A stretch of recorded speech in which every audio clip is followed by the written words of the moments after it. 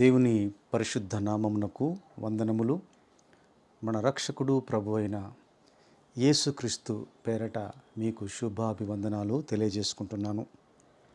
ఈ వాక్యాన్ని వింటున్నటువంటి దేవుని పిల్లలందరికీ కూడా శుభములు కలుగునుగాక. ప్రియులారా, ఈరోజు మరొక అద్భుతమైన లోతైనటువంటి మెసేజ్ను మనము వినబోతున్నాం. దేవుని వాక్యములో ఎన్నో సత్యాలు ఇమిడి ఉన్నాయి. ఎన్నో మానవ మేధస్సు కందని అద్భుతమైనటువంటి దేవుని మాటలు నిక్షిప్తమై ఉన్నాయి. వాటిని తెలుసుకొనుట ఎంతో ఆశీర్వాదకరము. ప్రియులారా, మరి ఈరోజు వినబోతున్నటువంటి వాక్యము ఆకాశములో ఎగిరిపోతున్నటువంటి ఒక గ్రంథపు చుట్టను గురించి మనము తెలుసుకోబోతున్నాం. ఆకాశంలో ఎగిరిపోతున్న పుస్తకమే కానీ, గ్రంథమే కానీ, గ్రంథపు చుట్టే కానీ ఇది ఎంతవరకు సమంజసమని ఆలోచిస్తే, ఏ పుస్తకమైనా, ఏ గ్రంథపు చుట్టైనా బల్ల టేబుల్ మీద ఉంటుంది, పుల్పిట్ మీద ఉంటుంది, ఏదైనా ఒక సపోర్టున దానిపైన ఉంటుంది. దాన్ని తీసి చదవటం జరుగుతుంది. అది మనము తెలుసుకున్నటువంటి విషయము, చూస్తున్నటువంటి విషయం. కానీ ఇక్కడ ఆకాశంలో ఎగురుతున్న గ్రంథపు చుట్ట అనేది ఏ సపోర్ట్ లేకుండా ఇది సాధ్యమా? ఇది ఒక కల్పితమైనటువంటి మాటనా, ఊహాజనితమైనదా, ఒక మిత్ లాంటిదా, లేక ఒక కథ లాంటిదా అని ఆలోచిస్తే అది ఎట్టి పరిస్థితులు కాదు అని మీరు ఈ మెసేజ్ విన్న తర్వాత అర్థం చేసుకుంటారు. ప్రియులారా, అర్థం చేసుకోవాలని కూడా మీకు ప్రభు పేరట ప్రేమపూర్వకంగా మనవి చేస్తున్నాను. ఇకపోతే మనం వాక్యాన్ని ఒకసారి పరిశీలన చేద్దాం. జకర్యా గ్రంథము 5వ అధ్యాయము 1 నుండి చదువుదాం. ప్రియులారా, జకర్యా గ్రంథము 5వ అధ్యాయం 1 నుండి చూద్దాం. నేను మరలా తేరు చూడగా ఎగిరిపో పుస్తకం ఒకటి నాకు కనబడెను. ఇక్కడ తెలుగు బైబిల్లో పుస్తకము అని రాయబడింది. మరి ఇంగ్లీష్ బైబిల్లో చూస్తే మనకు స్క్రోల్ అని రాయబడి ఉంది. అంటే హిబ్రూ, అరమేక్ భాషలో కనుక పరిశీలిస్తే మెజిల్లా అని ఒక పదం వాడబడుతుంది. అంటే మెజిల్లా అంటే గ్రంథపు చుట్ట అని అర్థం. పుస్తక రూపం అనేది మనకు జకర్యా కాలంలో లేదు. అప్పుడంతా గ్రంథపు చుట్టలే. గ్రంథపు చుట్టలు ప్రతిదానికి గ్రంథపు చుట్ట. ఆ గ్రంథపు చుట్టలు అధ్యాయాలుగా, గ్రంథపు చుట్టలుగా ఉన్నదంతా ఒక దగ్గర నిక్షిప్తమై వ్రాయబడినటువంటి వాటిని సేకరించి పుస్తకముగా చేయబడింది మనకు బైబిల్, బిబ్లాస్ అనేది. బిబ్లాస్ అంటేనే గ్రంథపు చుట్ట గ్రీకులో. దానిని బైబిల్గా మనం పలుకుతాం. అంటే బిబ్లాసు ఇంగ్లీష్లో బైబిల్గా మనం అంటున్నాం. బిబ్లాస్ అనేది గ్రీకు పదం, గ్రంథపు చుట్ట. ఒక్కొక్కటి ఒక్కొక్క గ్రంథపు చుట్ట, ఒక్కొక్క అధ్యాయం గ్రంథపు చుట్ట. అన్నీ కలిపిన గ్రంథపు చుట్ట కాదండి, అది గుర్తుపెట్టుకోవాలి మీరు. ఫర్ ఎగ్జాంపుల్ పంచఖండాలు ఐదు ఖండాలు ఉన్నాయంటే ఒక్కొక్క ఖండం ఒక గ్రంథపు చుట్ట. వాటన్నిటి సేకరించి పుస్తకముగా ఈరోజు మన చేతుల్లో ఉన్నదే పరిశుద్ధ గ్రంథము బైబిల్. జకర్యా కాలంలో మాత్రం పుస్తక రూపము లేదు. అంటే పుస్తకం అని రాయబడింది బైబిల్లో, కానీ అది గ్రంథపు చుట్ట అని మీరు ఆలోచించాలి. మనకు అర్థమయ్యే రీతిలో పుస్తకం అని ఇక్కడ తెలుగులో తర్జుమా చేయడం జరిగింది. ప్రియులారా, అయితే ఆకాశములో ఎగురుతున్న గ్రంథపు చుట్ట పుస్తకం ఏమిటన్నది ఈరోజు మనం పరిశీలిస్తే, నీకేమీ కనపడుచున్నదని అతడు నన్ను అడగగా, జకర్యా చూస్తున్నటువంటి దర్శనంలో కనిపిస్తున్నటువంటి సంగతి ఇది. ఆయన దర్శనాన్ని చూస్తున్నాడు. దాంట్లో కనిపిస్తుంది ఎగిరిపోతున్నటువంటి గ్రంథపు చుట్టూ ఆకాశంలో ఎగురుతా పోతా ఉందటది. నీకేమి కనబడుచున్నదని అతడు నన్ను అడగగా నేను 20 మూరల నిడివియు 10 మూరల వెడల్పులు గల ఎగిరిపోవు పుస్తకం ఒకటి నాకు కనబడుచున్నదంటిని. ఒక పుస్తకం దాని యొక్క సైజు ఏ రీతిగా ఉందో చెబుతున్నాడు. అది అలాంటి సైజు కలిగినటువంటి పుస్తకం, ఒక పరిమాణం కలిగినటువంటి పుస్తకం అది ఆకాశంలో ఎరుకుంటూ వెళ్తుంది. అందుకే చెప్పాను మీకు, ఒక్కొక్క గ్రంథము చుట్టూ ఒక్కొక్క సైజు. దీనికి ఉన్న సైజు ఏమిటంటే ప్రియులారా, 20 మూరల నిడివియు 10 మూరల వెడల్పును గల ఎగిరిపో పుస్తకం ఒకటి నాకు కనబడుచున్నది. అప్పుడు ఏమైంది? అందుకత నా చెట్లను ఇది భూమి అందటి మీదికి బయలువెళ్ళు శాపమే. జకరియా గ్రంథములో రాయబడింది. ఆ గ్రంథపు ఏందంటే చుట్ట ఒక శాపముతో కూడుకున్నది, భూలోకం అంతటి మీదికి వెళుతున్నది. ఎవరి మీదికి వెళ్తుంది? సామాన్యమైన ప్రజల మీదికి కాదు, అమాయకమైన ప్రజల మీదికి కాదు, దేవుని పిల్లల మీదికి కాదు. అది ఎక్కడ వెళుతుందంటే ప్రియులారా, దానికి ఒక ప్రక్కను వ్రాసిన్న దానిని బట్టి దొంగిలి వారందరూ కొట్టివేయబడుదురు, రెండో ప్రక్కన వ్రాసిన్న దానిని బట్టి అప్రమాణికులందరూ కొట్టివేయబడుదురు. చూసారండి, దొంగిల్వారు అప్రమాణికులు, దేవునికి విరోధులు, దేవుని మాటలను తప్పుగా ప్రకటించేవారు, ఆనాటి అబద్ధ ప్రవక్తలు, దేవుని వాక్యాన్ని చెరిపేవారు.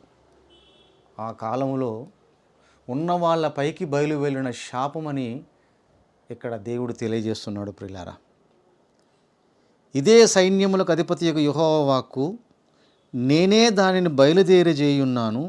అది దొంగల ఇండ్లలోను, నా నామమును బట్టి అబద్ధ ప్రమాణము చేయువారి ఇండ్లలోను ప్రవేశించి వారి ఇండ్లలో ఉండి వాటిని, వాటి దూలములను, రాళ్లను నాశనము చేయును. చూసారా, ఇక్కడ చెప్తున్నాడు, దొంగలు, అబద్ధ ప్రమాణము చేయువారు. దేవుని వాక్యానికి విరుద్ధముగా ఆనాడు అబద్ధ ప్రవక్తలు అనేకమైనటువంటి దేవుని బిడ్డల్ని తప్పుదో పట్టించే వారిగా ఉన్న వారి ఇండ్లల్లోకి బయలు వెళుతుంది ఆ శాపమని తెలియజేస్తున్నాడు.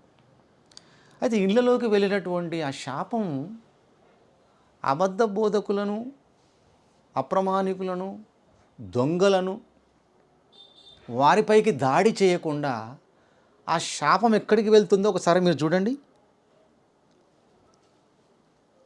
4వ వచనంలో, 5వ అధ్యాయం 4వ వచనంలో, నేనే దాన్ని బయలుదేరే చేయుచున్నాను. అది దొంగల ఇండ్లలోను, నా నామమును బట్టి అబద్ధ ప్రమాణము చేయువారి ఇండ్లలోను ప్రవేశించి వారి ఇండ్లలో ఉండి వాటిని, వాటి దూలములను, రాళ్లను నాశనము చేయుచున్నాను అన్నాడు. చాలా విచిత్రంగా ఉంది. దూలాలను, రాళ్లను నాశనం చేస్తుందట. దానివల్ల నష్టం ఏం జరుగుతుంది? అబద్ధ ప్రమాణికుల వాళ్లకు, అబద్ధ బోధకులకు, దొంగలకు, వాళ్ళ మీద దాడి చేసి వాళ్ళను నాశనం చేయట్లేదట. వాళ్ళ ఇళ్ళలో ఉన్నటువంటి గోడలలో ఉన్న రాళ్లను, దూలాలనే నాశనం చేస్తుందట. ఇది ఆశ్చర్యకరమైన విషయం ప్రియులారా, ఇది ఆలోచించాలి. దూలాలను, రాళ్లను, గోడలో ఉన్న రాళ్లను ఆలోచిస్తే చాలా విచిత్రంగా అనిపిస్తుంది. దేవుని వాక్యము చాలా గొప్పది ప్రియులారా. చదువుకుంటూ పోతుంటాం, కానీ దాన్ని జాగ్రత్తగా ఆలోచించాలి. దేవుని మాటలు మానవ కల్పితమైన జ్ఞానముతో రాయబడలేదని మీరు తెలుసుకోవలసిందిగా మీకు ప్రేయపూర్వకంగా మనవి చేయుచున్నాను. ఈరోజు మీరు వింటున్నటువంటి ఈ ఆకాశంలో ఎగురుచున్న గ్రంథపు చుట్ట పుస్తకం ఏమిటి అన్న మర్మాన్ని ఈరోజు మనం తెలుసుకుంటే చాలా ఆశ్చర్యపోతాం. చూద్దాం. దేవుడు ఆల్రెడీ ఇశ్రాయేలులకు ఎప్పుడో ఆజ్ఞ ఇచ్చున్నాడు. దాని గురించి మనం మొదటిగా పరిశీలన చేద్దాం ప్రియులారా. లేవియ కాండము 19వ అధ్యాయము, లేవియ కాండం 19వ అధ్యాయము 12వ వచనాన్ని చూద్దామండి. నా నామమును బట్టి అబద్ధ ప్రమాణము చేయకూడదు, నీ దేవుని నామమును అపవిత్రపరచకూడదు, నేను యెహోవాను. దేవుని నామాన్ని అపవిత్రపరచకూడదు, అబద్ధ ప్రమాణము చేయకూడదు. ఆనాడు ఇశ్రాయేలీలకు దేవుడిచ్చిన ఆజ్ఞ.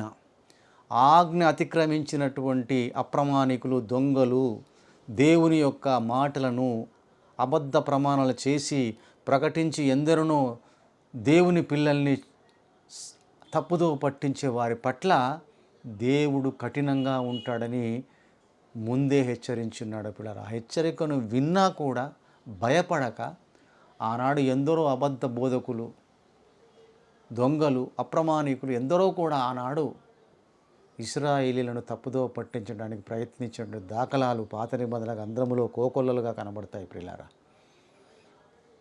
వారి గురించి చెబుతున్నాడు దేవుడు. ఎట్టి పరిస్థితుల్లో కూడా అలాంటి పని చేయకూడదు, కానీ చేశారు. చేసినట్టుగా కూడా మనకు ఆధారాలు ఉన్నాయి బైబిల్లో. ఒక రెఫరెన్స్ చూద్దాం. దానియేలు గ్రంథము 9వ అధ్యాయము 11వ వచనాన్ని చూద్దాం ప్రియులారా. దానియేలు గ్రంథము 9వ అధ్యాయం 11వ వచనం. ఇశ్రాయేలీలందరూ నీ ధర్మశాస్త్రమును అతిక్రమించి నీ మాట వినక తిరుగుబాటు చేసిరి.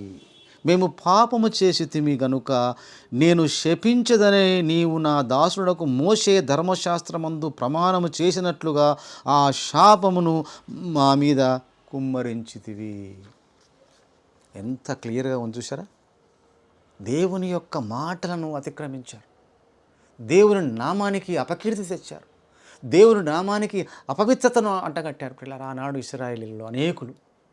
కనుక శాపము బయలుదేరిందే ఆనాడి నుండే ఉంది. కానీ ఈ శాపం మాత్రం పిల్లరా చివరిగా మరి క్రీస్తు ప్రభువారు ఈ లోకానికి రాబోతున్నటువంటి కొద్ది సంవత్సరాల ముందుగా రాయబడినటువంటి జకరియా గ్రంథము ప్రియులారా, క్రీస్తుకు పూర్వం 520 సంవత్సరాల కాలంలో ప్రభువారు ఈ లోకానికి రాకముందు 520 క్రీస్తు పూర్వం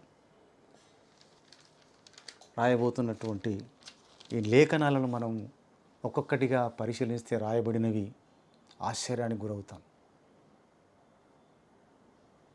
దేవుని యొక్క మాటలు కలిగినటువంటి ఆ శాపముతో కూడిన గ్రంథము చుట్ట అప్రమాణికులు, దొంగలు, అబద్ధ ప్రవక్తలు, అబద్ధ ప్రమాణం చేసేవాళ్ళు ఇళ్లలో ప్రవేశించి ప్రియులారా వారి గృహాలను నాశనం చేసినట్టుగా మనం చూస్తున్నాం. ఎందుకంటే ప్రియులారా ఈ యొక్క వాక్యము చాలా గొప్పది కనుక మనం ఆలోచిస్తే చాలా ఆశ్చర్యానికి గురైపోతాం. చాలా ఆశ్చర్యానికి గురవుతాం మనం. దేవుని వాక్యం అంత గొప్పది. ఎందుకు గోడలలోని రాళ్ళులో ఉన్నటువంటి వాటిని నాశనం చేస్తుందో, దూలాలను ఎందుకు నాశనం చేస్తుందో ఒకసారి మనం అదే వాక్యంలో ఉన్నటువంటి సత్యాలను గ్రహిస్తే బైబిల్లో ప్రియులారా, హబక్కూకు గ్రంథము 2వ అధ్యాయము 11వ వచనాన్ని చూద్దామండి. హబక్కూకు గ్రంథము 2వ అధ్యాయం 11వ వచనము. గోడలలోని రాళ్ళు మొర్ర పెట్టుచున్నవి, దూలములు వాటికి ప్రత్యుత్తరం ఇచ్చుచున్నవి. గోడలకు చెవులు ఉంటాయని ఉన్న సామెత ఎంత నిజమో చూడండి. గోడలలో రాళ్ళు మొర్ర పెట్టుతున్నాయి. దేవునికి మొర్ర పెడతాయి గోడలలో రాళ్ళు. అవి మొర్ర పెట్టకుండా ఆ గృహంలో ఉన్న వారికి ఎలాంటి ఆదరణ కలగకుండా ఆ గోడలో ఉన్న రాళ్ళు, దూలాలు నాశనం అయిపోయి ఆ ఇల్లు నాశనం చేసేసి వాళ్లకు ఎవరికి కూడా వారికి ఆదరణ లేకుండా ఉండటం కొరకు దొంగలకు, అప్రమాణికులు, అబద్ధ ప్రమాణం చేయు వారిని దేవుడు శిక్షించే విధానంలో ఇదొకటి. ఎంతవరకు రైటో మీరు ఆలోచిస్తే ప్రియులారా చాలా ఆశ్చర్యం అనిపిస్తుంది. ఈరోజు వింటారు మీరు. ఎందుకంటే దేవుని వాక్యము సత్యము. నీ వాక్యమే సత్యం అన్నాడు యేసుక్రీస్తు ప్రభువారు. దాంట్లో ఎలాంటి అబద్ధం లేదు. దేవుని వాక్యాన్ని కలిపి చెరిపేవారు చాలామంది ఉన్నారు. దేవుని వాక్యాన్ని అబద్ధముగా ప్రకటించేవారు చాలామంది ఉన్నారు. దేవుని వాక్యాన్ని వాక్యముగా కాకుండా దాన్ని వేరే విధంగా అపార్థం చేసుకుని ప్రకటించేవారు ఉన్నారు. కానీ వాక్యం మాత్రం సత్యమే ప్రియులారా. దేవుని వాక్యం ఎంత గొప్పదంటే ఇప్పుడు మీరు చూడాలి ప్రియులారా. ఆనాడు వారికి ఎవరు సపోర్ట్ లేకుండా, చివరికి సృష్టి కూడా వారికి సహాయం చేయకుండా సృష్టిలో ఉన్నటువంటి రాళ్ళు, దూలాలను దేవుడు నాశనం చేసి వారిని ఒంటరిగా ఏకాగా చేసేసాడు. దేవుని వాక్యానికి విరోధముగా జీవిస్తున్న వారి పట్ల దేవుడు చేసినటువంటి శాపం. ప్రియులారా, ఆ ఎగిరే గ్రంథపు చుట్ట, ఎగిరే పుస్తకం ఆనాడు అలా ఎగిరిందంటే అది ఎంతవరకు నిజమో ఈరోజు మీరు చూడాలి. నేటి దినాల్లో కూడా పుస్తకం ఎగురుతుంది. ఆనాడు గ్రంథపు చుట్టూ ఆకాశంలో ఎగురితే ఈరోజు మన చేతుల్లో ఉన్న ఈ బైబిల్ ఆకాశంలో ఎగురుతుందన్నది మీరు ఇప్పుడు చూడాలి. నిజమా? నిజమే. మన చేతుల్లో ఉన్న బైబిల్, మనం చర్చికి తీసుకెళ్లే బైబిల్, పుల్పిట్ మీద ఉన్న బైబిల్, అనేక దైవజనుల చేతుల్లో ఉన్న బైబిల్ ఈరోజు ఆకాశంలో ఎగురుతూ ఉన్నది అనేది మీరు ఈరోజు చూడవలసిందిగా ప్రభు పేరట మీకు మనవి చేయుచున్నాను ప్రియులారా. ఆనాడు ఎగురుచున్న గ్రంథపు చుట్ట ఎంత నిజమో ఈరోజు ఎగురుతున్న బైబిల్ అనే ఈ పుస్తకము గాల్లో ఎగురుతుంది ఆకాశంలో అన్నది ఎంతవరకు కరెక్టో ఈరోజు మీరు చూడాలి ప్రియులారా. సోషల్ మీడియా, ప్రపంచవ్యాప్తంగా సోషల్ మీడియా దానిని గురించినటువంటి సంగతిని క్రీస్తు శకం మొదటి శతాబ్దంలో దేవుడు రాయించాడు. సోషల్ మీడియా ద్వారా ప్రపంచానికి సువార్త ప్రకటించబడుతుంది అని వాక్యము. ఏ వాక్యమైతే మన చేతుల్లో పుస్తక రూపంగా ఉందో, లిఖితపూర్వకంగా ఉందో, ఆ లిఖితపూర్వకంగా వ్రాయబడినటువంటి బైబిల్ అనే ఈ గ్రంథపు చుట్ట, పుస్తకం అనే బిబులాస్ అనే ఈ గ్రంథం ఆకాశం నుండి ప్రపంచవ్యాప్తంగా ప్రకటించబడుతుంది అని సోషల్ మీడియా రాకముందే, శాటిలైట్స్ రాకముందే దేవుడు రాయించాడు. అదే ప్రకటన గ్రంథము 14వ అధ్యాయము ప్రియులారా. ప్రకటన గ్రంథము 14వ అధ్యాయము చూద్దాం. 6వ వచనము నుండి.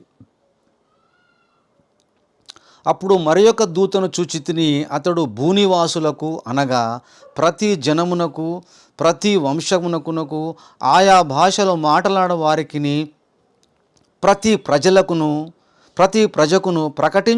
ప్రకటించున్నట్లు నిత్య సువార్త తీసుకొని ఆకాశ మధ్యమున ఎగురుచుండెను. ఆకాశ మధ్యము, శాటిలైట్స్ ఆకాశ మధ్యములో నుంచి ప్రపంచవ్యాప్తంగా అందరికీ నిత్య సువార్త, సత్య సువార్త వాక్యం అయితే నిత్య సువార్త సోషల్ మీడియా ద్వారా వినబడుతుంది. నిత్యము వినబడుతుంది ఏదో విధంగా. మీరు దేనితోనైనా సోషల్ మీడియా ద్వారా, ప్రింట్ మీడియా కానీ, శాటిలైట్ ద్వారా ఏదైతే వినబడుతుందో, కనిపిస్తుందో ఇవన్నీ కూడా సోషల్ మీడియా ద్వారా, ఆకాశం నుండి శాటిలైట్ ద్వారా నిత్యము ఎక్కడో ఒక దగ్గర ప్రకటించబడుతూనే ఉంది. నిత్యము సువార్త ప్రకటించబడుతుంది. ఆకాశంలో ఎగురుతుంది గ్రంథము చుట్ట, పుస్తకం పట్టుకొని, ఆకాశంలో నిత్య సువార్త పట్టుకొని ఈరోజు నెరవేరుతుంది. చూడండి, జకరియా గ్రంథంలో చెప్పినది ఈరోజు మనం వింటున్నది. నిత్య సువార్త పుస్తకము నిక్షిప్తమై పుస్తక రూపంలో మన చేతుల్లో ఉన్నది. శాటిలైట్ ద్వారా ఆకాశం నుండి ప్రకటించబడుతుంది. నిత్యము సువార్త. సువార్తను నమ్మి నీవు మారు మనసు పొందాలి అని వాక్యం చెబుతుంది ప్రియులారా. సన్మార్గంలో నడుచుకోవాలి, దేవునికి భయపడాలి. ప్రతి ప్రజలకు, వినేవాళ్ళు వింటారు, వినని వాళ్ళు ఇష్టం లేనను వినరు, దానికేం బలవంతం లేదు. అందుకే అంటాడు చూడండి, ఎంత మంచి మాట చెప్పాడు చూడండి. ప్రతి జనమునకును, ప్రతి వంశమునకు, ఆయా భాషలు మాట్లాడే వారికి, ప్రతి ప్రజలకును ప్రకటించినట్లంటే సోషల్ మీడియా అంటే అంతటా ప్రపంచవ్యాప్తంగా ప్రకటించబడుతుందంటే ఎలాగా? ఆకాశ మధ్యం నుండి అంటే అక్కడున్న శాటిలైట్ ద్వారా మనకు ప్రకటించబడుతుంది. నిత్యము ప్రకటించబడే సువార్త, నిత్య సువార్త. అతడు మీరు దేవునికి భయపడి ఆయనను మహిమపరచుడి, ఆయన తీర్పు తీర్చి గడియ వచ్చను గనుక ఆకాశమును, భూమిని, సముద్రమును, జలధారలను కలగజేసిన వానికి నమస్కారము చేయడని గొప్ప స్వరముతో చెప్పెను. ఆకాశ మధ్యమున ఎగురుచున్నది నిత్య సువార్త ఎగురుచున్నది, ప్రకటించబడుచున్నది. అంచె తీర్పు, చివరి దినాలు, ముగింపు.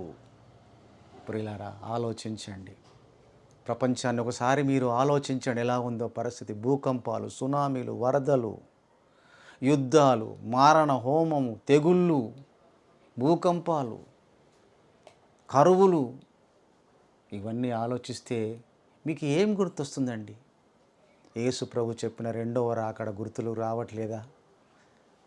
ఇవన్నీ క్రీస్తు శకం మొదటి శతాబ్దంలో ప్రభు చెప్పిన మాటలు గుర్తు రావట్లేదా ప్రియులారా?